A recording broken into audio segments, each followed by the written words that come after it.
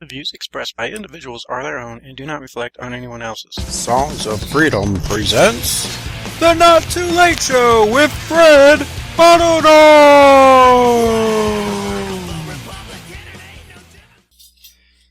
Hello, this is Fred Autonom, and I'm here with the organizers for the Legalize Louisiana rally on June 7th at the state capitol in Baton Rouge.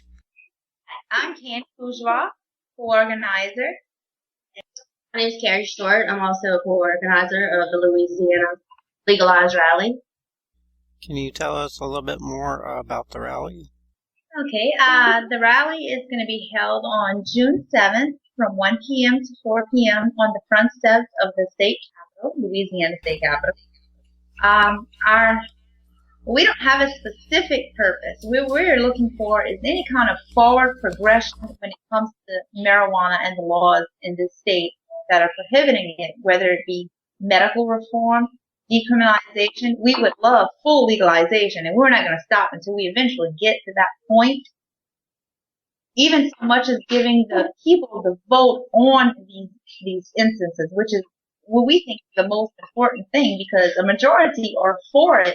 At this point, there have been polls to show that 75% of whom they polled were for medical reform and 50% were for decriminalization. Yet, people in office are not doing their jobs and representing the majority of indigenous states. They're not listening. The point of this rally is to get them to hear us. We want to be heard. We want them to take notice that this is something that a lot of us are for, whether or not they feel that it is not something we need. That's not that's not their choice. This is America. Job. We should be allowed to vote on these issues. Yes, I mean, their job is to represent the majority of their constituents, and they're not representing. Could you tell us about all the rules that you have to follow to have the rally at the Capitol? Well, one of the biggest ones, which we don't agree with, is that, according to them, it cannot be held on first of all, it can only be on Saturdays or Sundays, any type of rally or protest, except during active legislative session, which is when we would want to have these rallies while these bills are being presented. But according to their rules, that is a no-no. It has to be before the legislative season begins and after it ends. They don't want us disturbing them. Yes, so let's not disturb them. But the point of these rallies is to change the laws that they have. That's the time where we should be gathering there. Now, I've been told that is actually unconstitutional, possibly unethical. I'm not sure what the right word is, but someone's actually having a lawyer look into that paperwork, because that is not something that. No, we should be able to rally or protest whenever. That is not from a certain time to a certain time. So that's something that we definitely have people looking into.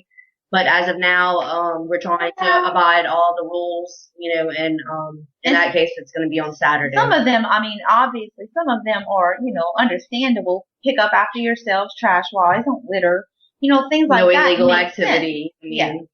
We're not there to break the law. We're there to change the law. So, no illegal substance. Some of those things do make sense.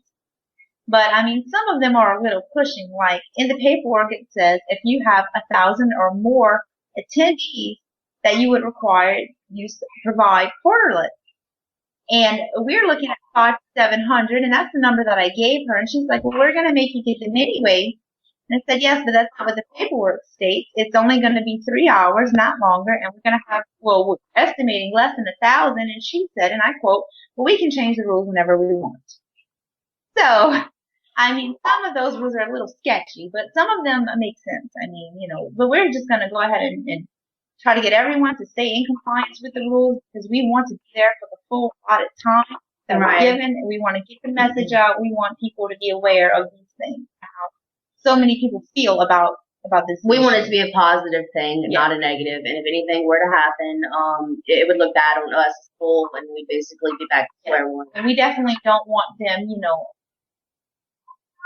getting out of hand, and everyone's obviously angry about these issues, but it's good to keep them in check, because we know that they're going to be out full force wanting to put an end to this rally or wanting to take it down, and we don't want it to become a situation where we have people who are out there who are standing up for medically, who are suffering, who are ill, wheelchairs to even attend, to be caught in the middle of some kind of crossfire. So we just want everyone to just attain to the rules. Let's do it respectfully, but let's get the message out that we're trying to send in the meantime. So you raised money with a GoFundMe campaign, and I think you reached your goal relatively quick. Yeah. Do you still need more money, and can people still donate?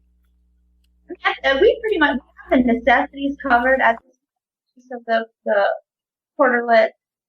That is now covered. We have enough to purchase some cases of water, to make some signage. I mean, if people want to continue to donate, that's great. We will find some way to put it into this rally. Every penny is going to be put into the rally. Now, as far as the GoFundMe account, that's being closed at 12 o'clock tonight because it's going to take 7 business days to transfer the funds into basically our hands to where we can go ahead and get the porta potties and, the stuff that we need. So we have to shut down the GoFund account. But if anybody wants to make any other donations after 12 o'clock tonight, just either contact myself or Candi, and we'll definitely get that taken care of. I mean, because we want to, not everyone can obviously make signage or have the time to do it or afford to do it. So we want to have a good bit of that out for people to just grab and, be able to state their cause. Exactly. So extra money is going to go to either water or ice or, poster boards, July banners. Afternoon, it's going to be pretty hot. We want to make sure everyone's hydrated. We don't want in fact, that's one of the rules is you can only have water. Yes, only bottled water is allowed at the Capitol. No other kind of beverage, no colas, no juice, no. It's only bottled water that is in their rules. We'd like to be able to provide that for everybody. So, it's one less thing they have to think about. Okay, and you're also selling T-shirts. How soon do people have to order them, and how do they go about getting them? Do they have to go to the event?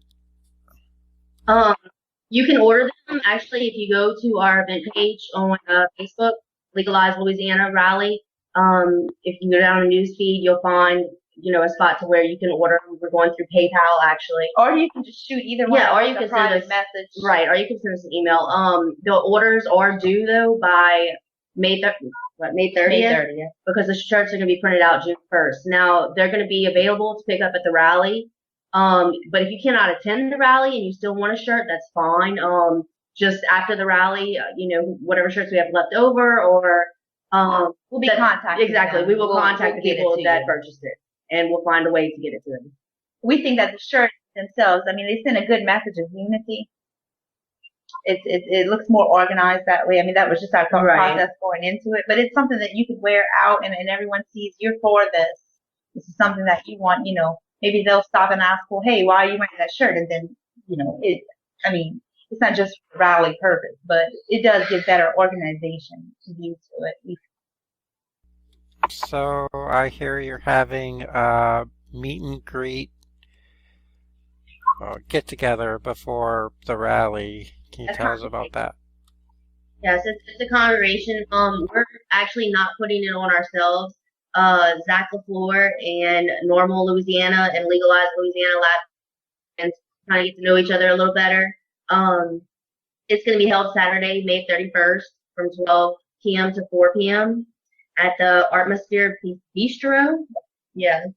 The address is 902 Johnston Street in Lafayette. Pretty much welcoming anybody to come out there who's got ideas or anything, just, wants to bring up that may be important. Yeah.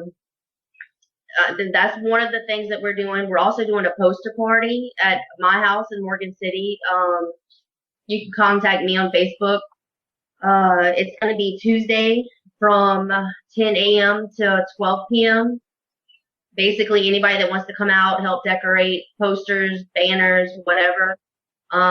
We could really use your help, especially for people that's not going to be able to provide that type of stuff for themselves at the event. We're going to be doing extras, so they'll have stuff to hold up if they want to. But like I said, just contact me for that.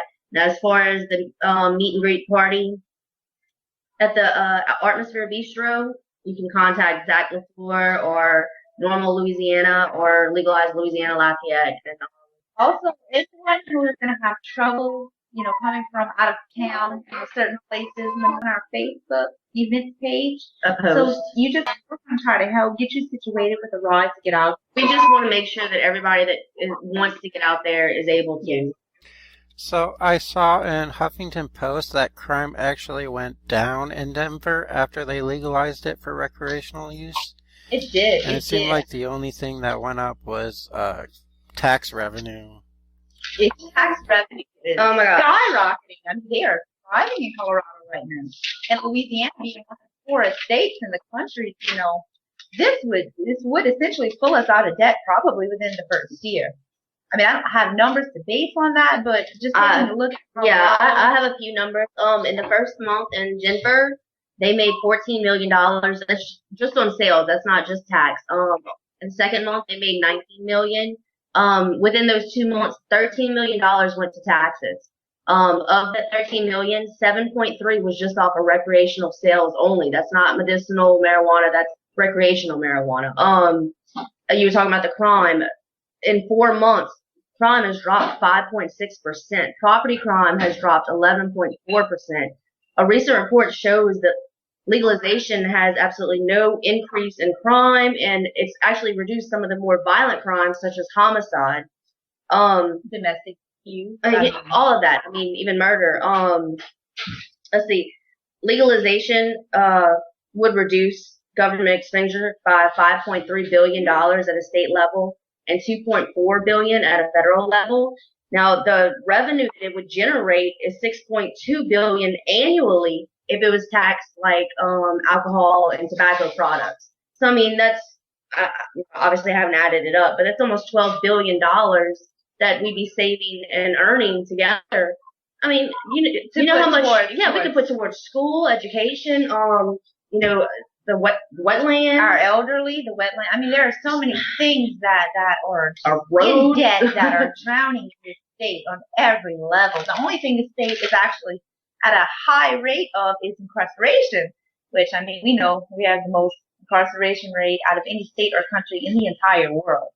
And if that doesn't say something, that's the only thing that they think that Louisiana has to be proud of at this point. I mean, if anybody can look at these numbers and say that this is a bad idea, then something is obviously wrong. Yes. Because the numbers are there, the studies are there, the proof's here. There is no negative. Why are we ignoring it? There is no negative in legalizing marijuana at this point. There is nothing but positives at this point. I mean, statewide, beneficial-wise, taxpayers, the working class people, they never catch a break in tax. That's their break right there. This is going to be the largest cash crop in our state. People who need it medically can have access to it finally, and it solves so many different things, so many illnesses, treats, and even cures, and cancer being, the number one on that list. But it goes anywhere from depression on up to cancer, epilepsy, and all serious things. Fibromyalgia. This is, I mean, it's pretty much the answer that for in this thing you can think of. This is the answer. No, marijuana is not the answer for everybody. We understand that. To be able to have the opportunity to decide that for yourself, that is a right, and I think something that we should have. When there is no serious, harmful, lasting effect that have ever been proven, and has ever died in the history of marijuana or gotten seriously ill from using marijuana, why is it still illegal? Why is it being withheld from them as an option, a safer option, compared to treatments and medications that are debilitating, that they are given left and right? I mean, it's at this point, 2014, it's ridiculous. It's wrong. And then as far as recreational use, tobacco is the number one killer in our country. Alcohol, especially in Louisiana, by drunken drivers and everything, that is a number one killer. And this is something that has never killed anyone, and it's still illegal. It makes no sense. It really makes no sense. Of course, we know reasons behind that, but people, not everyone is as informed of these things as we have been. Oh, and there's about the medical. Isn't there like different strains that have more cannabinoids and less THC that don't even get you high?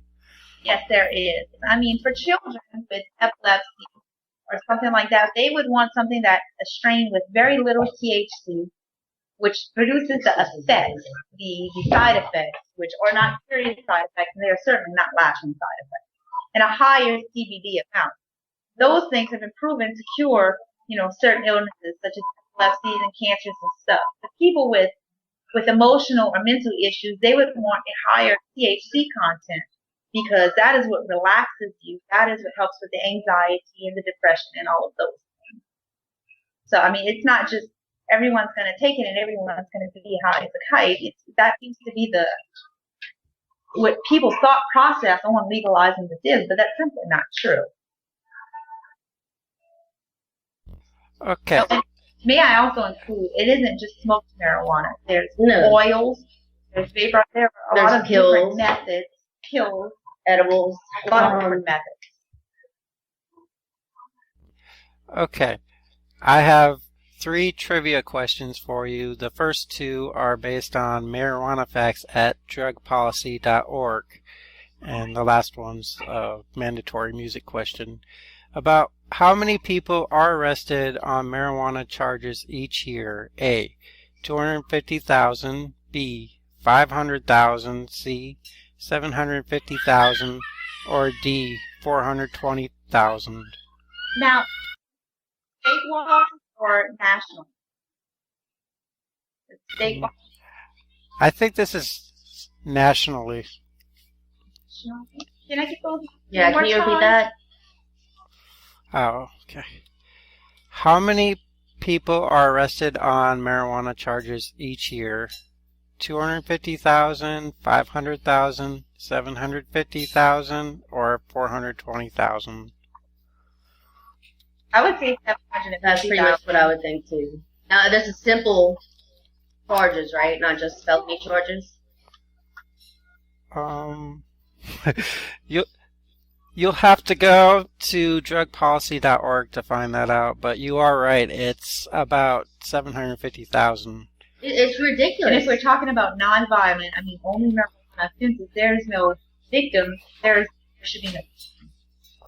I mean, this stuff goes on people's permanent records, and I mean, this isn't violent crimes. There's no reason why somebody should be embarrassed to fill out a rental agreement that's going to check background history because you've got a freaking felony for marijuana.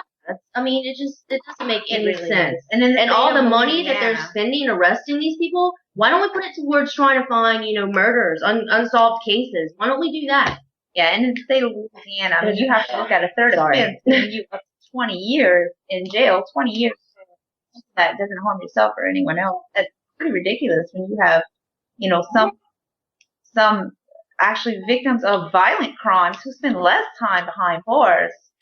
Of course, that's because of the profit for prison system that we have in place here in Louisiana, along with 3 other states, which is also why the LSA and everyone else is so outspoken against legalizing it in any forms. They want to keep their contracts intact. They want to keep the money going through their pockets.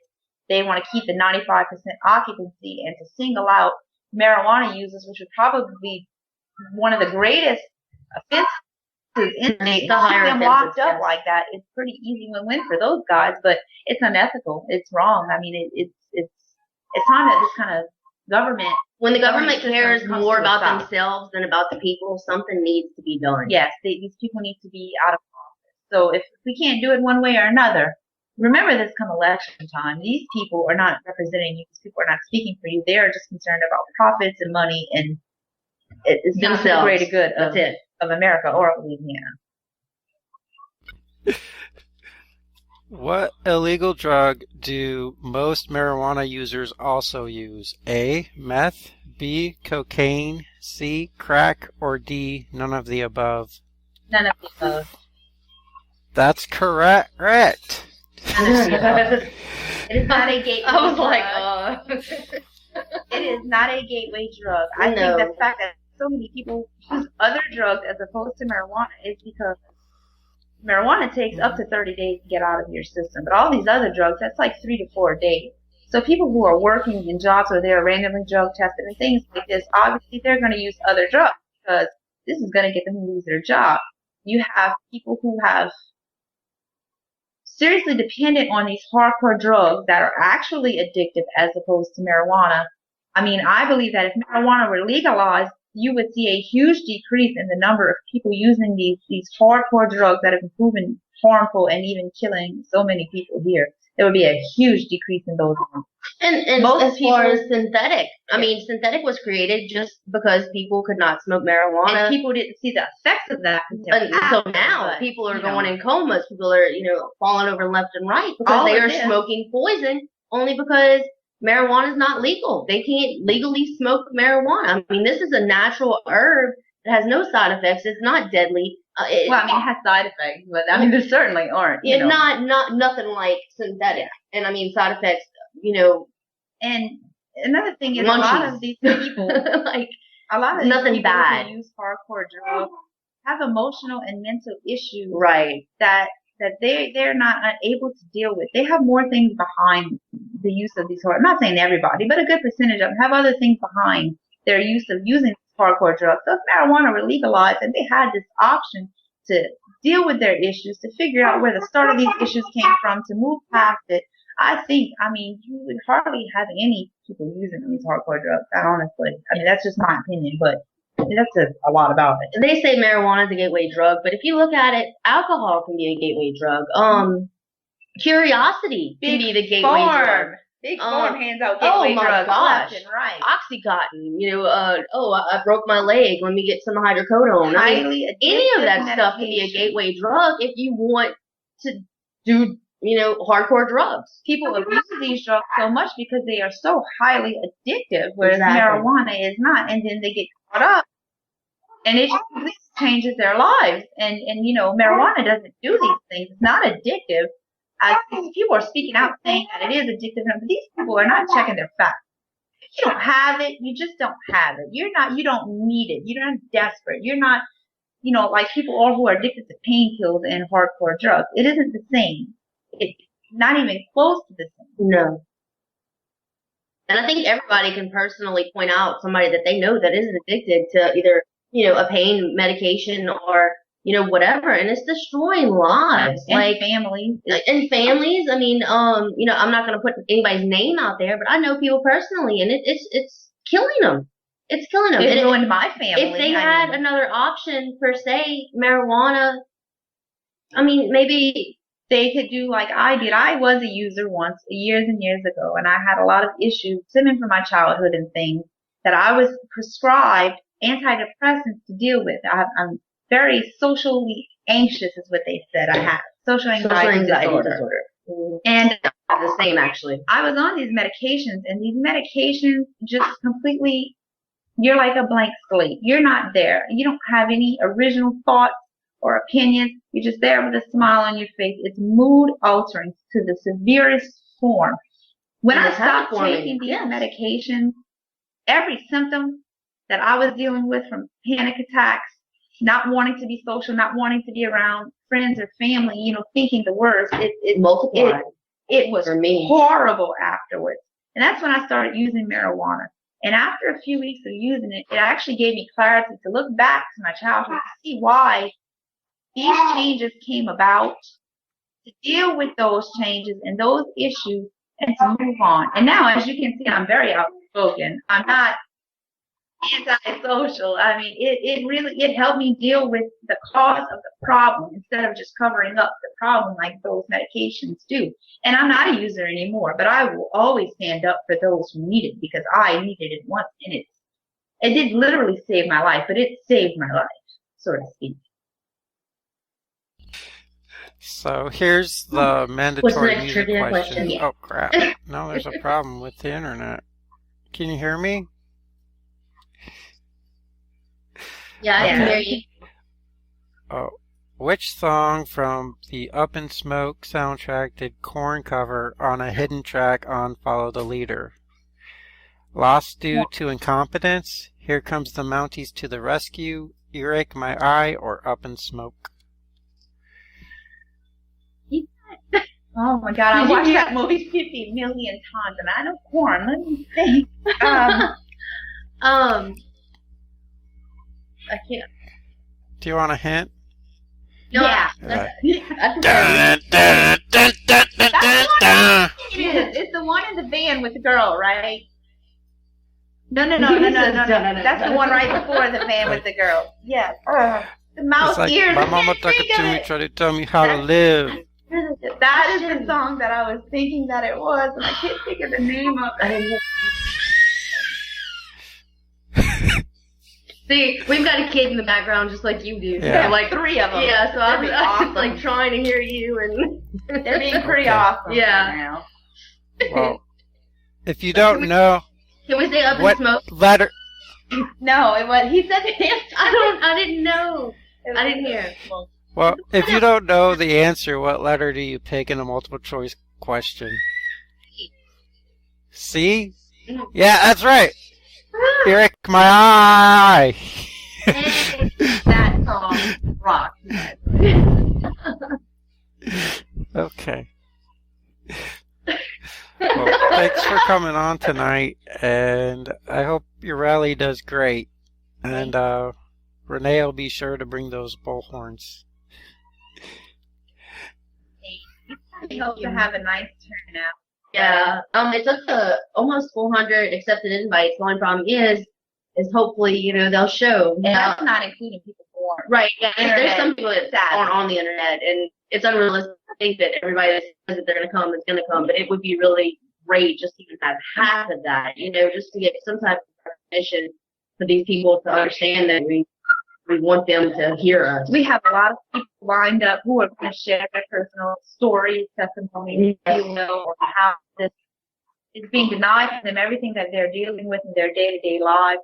We have one girl that works with, or used to work with Homeland Security, and she was involved in a serious accident, and she's, messed up bad. She's going to be one of the speakers, and her doctors are telling her, you need to move to another state where marijuana is legal because the medicine that we're prescribing you here is going to kill you. Yes, we have a number of wonderful speakers who are going to get up and let their stories be heard. And if those stories, and I've heard them personally, they don't touch just a few of those guys who keep shutting this down or who are against it, then it's almost like they would have no soul because they are not here tonight hearing these stories.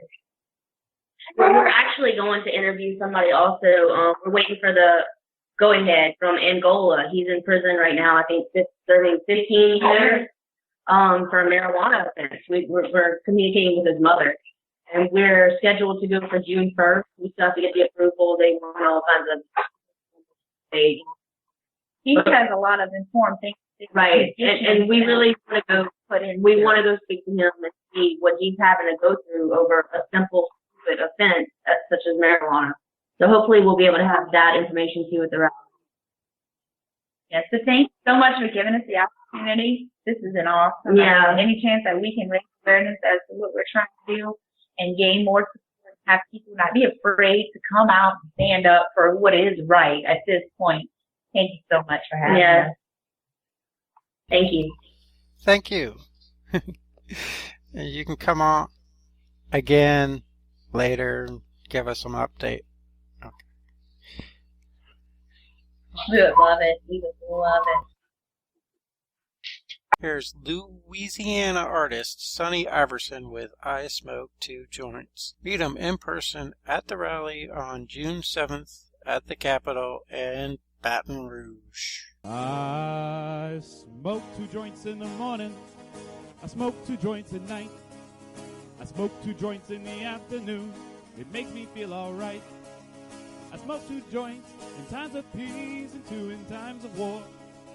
I smoke 2 joints before I smoke 2 joints, and then I smoke 2 more.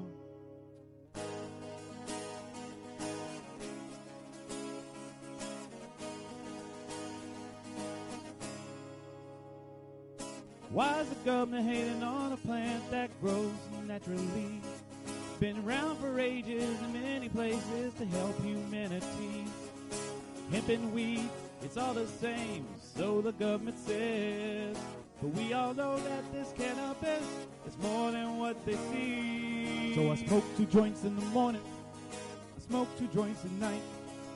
I smoke 2 joints in the afternoon. It makes me feel alright.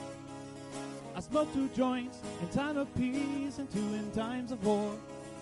I smoke 2 joints before I smoke 2 joints, and then I smoke 2 more.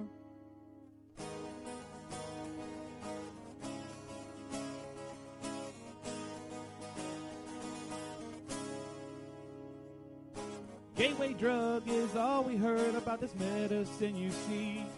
When the biggest one of all the ages is curiosity. We gotta learn a little more about this war that's played so long. What caused this plant to stop doing good and start causing us such harm? So I smoke 2 joints in the morning, I smoke 2 joints at night, I smoke 2 joints in the afternoon. It makes me feel alright. I smoke 2 joints in times of peace and 2 in times of war. I smoke 2 joints before I smoke 2 joints, and then I smoke 2 more.